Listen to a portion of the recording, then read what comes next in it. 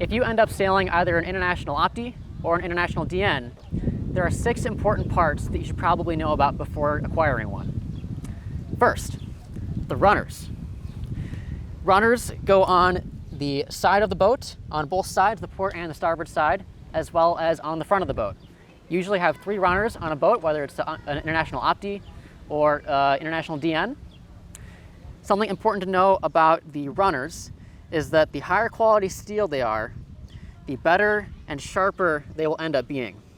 If you have runners that have lower quality steel, then they tend to get dull a little bit faster than the ones that are higher quality steel, and they don't keep as good of traction on the ice. The number one thing about runners when you're actually using them and sailing with them is you need to have good traction on the ice. Without good traction, you might be slipping and sliding around, and that's no fun. Another important part in buying a DN ice boat is to have a good mast and a good plank. Any type of mast and any type of plank work, made out of any different type of material, but if you want to be a really fast DN ice boat racer, you're going to want to have a plank and a mast that bend just the right amount for your specific body type, which is weight and height. The next thing that you're going to have to get if you want to sail DNs is a good hull. Hulls can be made in different lengths, different weights, and different widths, and different materials, all because the International DN class has what's called a box rule, meaning that as long as you're within the specific rules that they set, then basically any type of hull can be legal.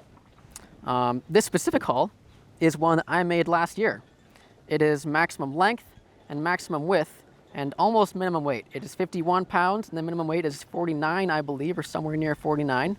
And it allows me to really hunker down in the boat like this and get super aerodynamic. And that's super important in ice boat racing because if you're going fast, you want to reduce the amount of windage and drag coming over your body. Just like any other type of sailboat, you're going to need a good sail.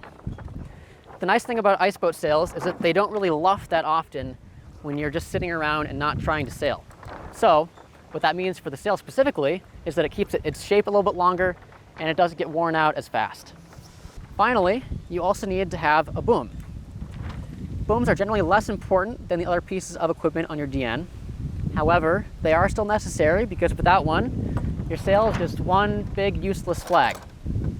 Right now, in the DN world, both wooden and metal booms are common. Obviously, there are more than 6 important parts to have on a DN ice boat. However, those specific ones are the ones I would recommend focusing on getting before the next season.